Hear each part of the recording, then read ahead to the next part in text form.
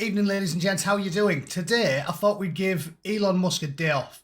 It's still furiously raging, the debate on Twitter, but I'm going to lead with another story because I'm sick of talking about it. He's obviously still dropping some uncomfortable facts on everybody, like pointing out that George Soros spending billions to influence elections is perfectly acceptable to the powers that be, but him having an opinion on X is unacceptable, so it doesn't really make a lot of sense, does it? But we'll save that for tomorrow. Today I want to talk about the breaking news on the BBC. Popped up on the homepage 10 minutes ago. Boy 14 stabbed to death on a London bus. Obviously such a monstrous crime, just a kid getting murdered on a bus. Terrible. So I'm sure the BBC will give us plenty of detail, like they do when they're doing an expose on a popular Conservative politician. Yeah, they always do that. Lee Anderson says something slightly controversial and they'll do like a 12-page deep dive into his background, won't they? And then explain that for some reason, if you get a moderately popular left-wing politician,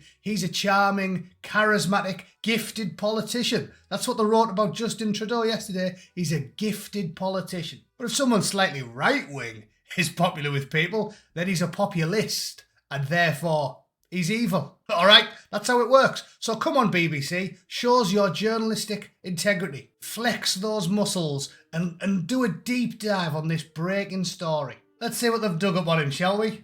14-year-old's been stabbed to death on a double-decker. He was killed on the 472 bus on Woolwich Church Street near the junction A205 South Circular. He died at the scene. No arrests have been made. The air ambulance said, "We've sent resources, including an air ambulance, a paramedic, and an incident response officer. We also dispatched London's air ambulance, but the teenager was dead at the scene." And that's that. Listen to the best of BBC Radio London on Sounds. And follow BBC London on Facebook.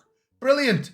Brilliant. Yeah, that's your lot apparently. That's it. No more information. It's a bit weird that. I've noticed when you get someone who's a murderer who's like, I don't know, ginger, they seem to tell you a lot of information about them, but when the murderer isn't a ginger Scotsman, I mean, you might get a description of his jacket, or, you know, if he had a hat on, they'll tell you about that. But that's it, no more information. I wonder why. Incidentally, here's another story I just found today. All of the North London murderers jailed in 2024. It's very London, that headline, isn't it? Very London. Exactly what I've come to expect from the capital city these days. Shall we have a quick look then and go through this story? And with a city as diverse as London, surely an image with all of the North London murderers will be diverse too, won't it? Not a single ginger among them.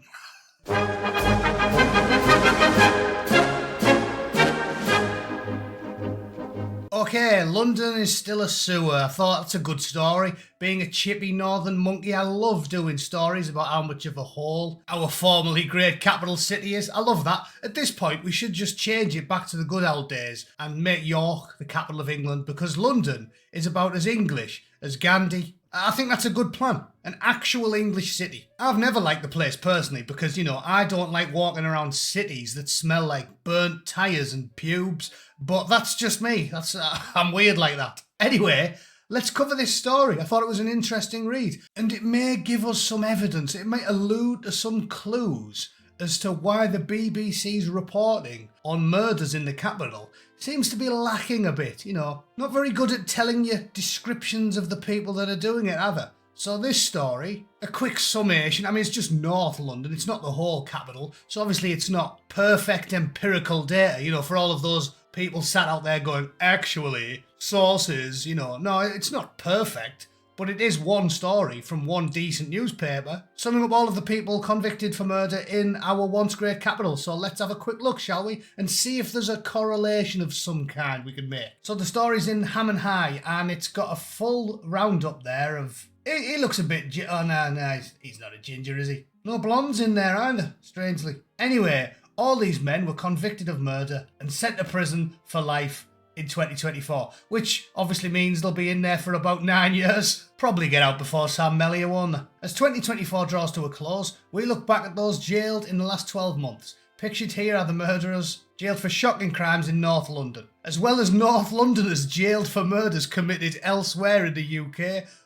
Brilliant. So, they're even exporting the crime. We love that, don't we? We love that. Some great exports come out of London. We've got London Pride, Jelly Deals, and Wanton Butchers. Nice one. Cheers, lads. Sandeep Patel was 21 when he committed a murder, and he was caught 30 years later thanks to a bloody fingerprint. He was jailed for life with a minimum of 19 years. Happy days. Joshua Oladaleli, Mika Hines, and Ali Alamiri.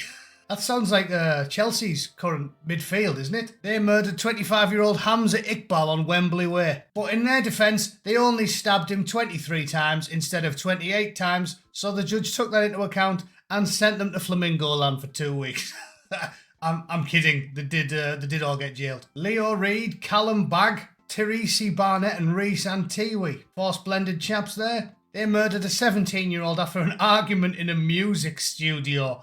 Brilliant. One guess what type of music they're into. I'll give you a clue. It starts in drill and it ends in rap. The only solace I can take from this story is if Tyler McDermott was also in the music studio and he was also a fan of drill rap, they might have been doing a Dirty Harry there, you know, sort of preemptively saving the taxpayers some money. Courtney Ellis, there he is. Might have a woman's name, but he doesn't have a woman's shame. He's another musician who featured in a music video called Busy. He murdered a rapper called Craig Small, also known as Smalls, by shooting him in the face outside a pizza restaurant. Brilliant. I'm seeing a pattern here. It almost seems like when Thomas Sowell was talking about how rap music was basically invented by like the CIA to try and promote violence amongst one particular community. It's almost like you might have been onto something. I thought that was a wacky conspiracy theory. But I can't help but feel like if these lads were listening to, easy listening, if their favourite band was the Divine Comedy, I don't think anyone would be getting shot outside music studios, do you? When Pulp and Echo Belly and Oasis were at the height of the chart in 1993,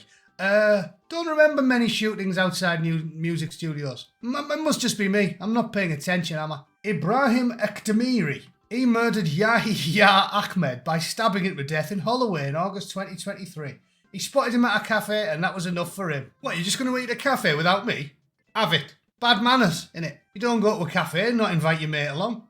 If it was a left-wing judge, probably let him off with a fine. Send him on a course, a short course, about accepting breakfast invitations cordially, and then, 200 hours community service, and give him a job as a lollipop man.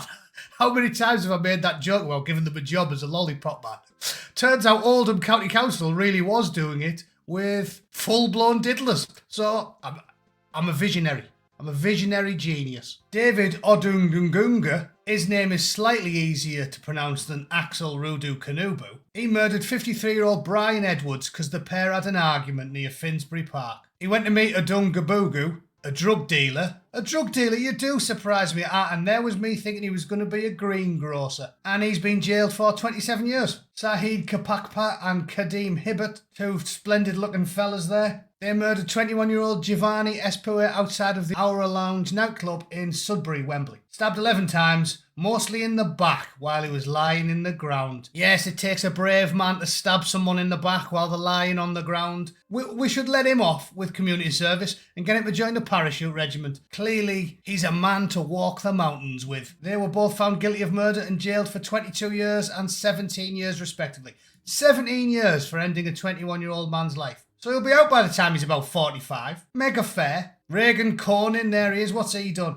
Killed an 18-year-old by shooting him with a shotgun. But he said it went off accidentally. They do that. Shotguns, yeah. They just go off by themselves. They're designed that way. He was found guilty of murder and jailed for life. Joshua Alexander Crikey. I'm noticing a pattern, ladies and gentlemen. I'm noticing a pattern here. He murdered 42-year-old Leanne Gordon by shooting her dead through the front door as she tried to shield her 2 children. Break out the electric lazy boy. I don't care anymore. That is worse than the rest of them. If it's just drill rappers doing each other in, I'm not too bothered, but seriously, shot a woman in the head as she's trying to shield her kids, put him in a nice, luxurious, leather-bound recliner, make sure he's sitting comfortably, and then put 90,000 volts through it.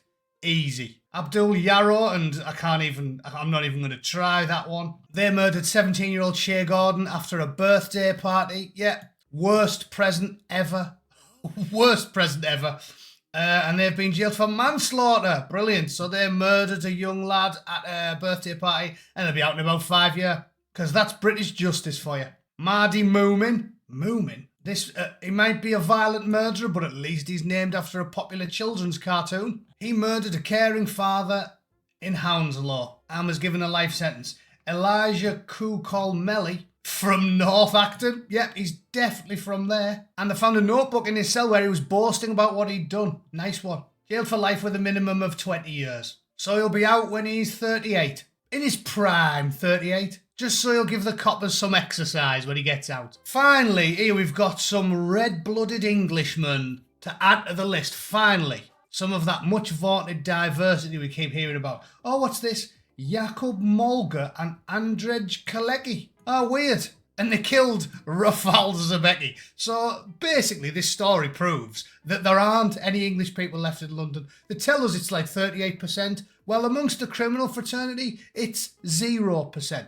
Not a single Alan Smith or Paul Nugent. Not a single one in the entire list. Brilliant. Shall we get to the end of this? It's starting to do me head in now. Sanchez Tay killed Mohammed Abinua. Jordel Menzies. He murdered Emmanuel Odunulami. Jeho and Sabir and... Oh, Black. There's Carl Black. He sounds... Oh, no, hang on. No. And Ayub Kigos. Murdered a 25-year-old Jordan Briscoe. Is that it? Finally, we got to the bottom of it. Unbelievable. Right, so to sum up, London is a foreign country. It might as well have been dug up and transported from like Ethiopia or something and just stuck in the middle of England to serve as a warning to everybody else what not to do. Okay? It's the armpit of the United Kingdom. If you're a Cockney and you're watching this, get angry. Get angry and go and see the mayor. Although, hang on, he's probably visiting his family in Karachi, so he might not be there. you might have to send him a letter or an email. All right, that was unbelievable. That's every murderer from North London jailed last year.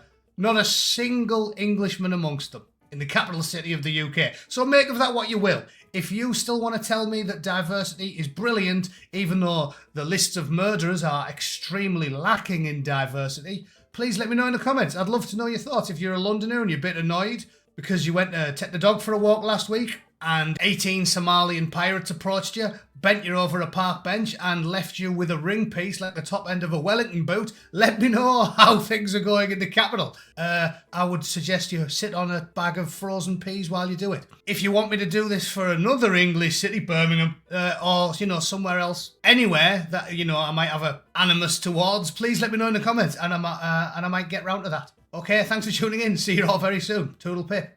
Cheers.